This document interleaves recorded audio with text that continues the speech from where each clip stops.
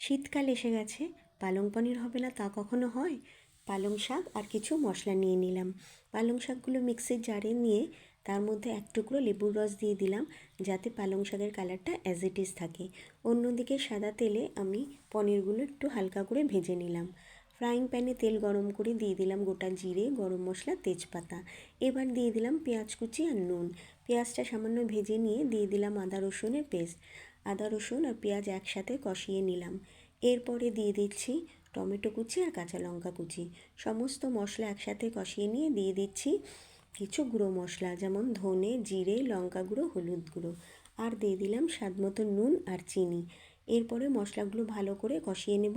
কষিয়ে নেওয়ার পরে দিয়ে দিচ্ছি পেস্ট করে রাখা পালং শাকটা, আর দিয়ে দিচ্ছি ধনেপাতা।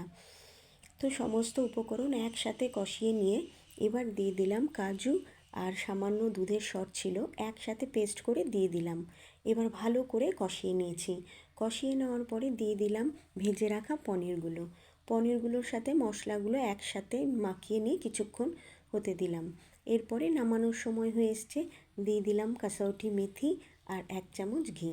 তো বন্ধুরা, পালং পনিরের সাথে লুচি, পরোটা, নান যাই খাও না কেন এই শীতে দারুণ জমে যাবে। তো বন্ধুরা, রেসিপিটা ভালো লাগলে অবশ্যই কমেন্ট করে জানিও, আর লাইক আর শেয়ার করো।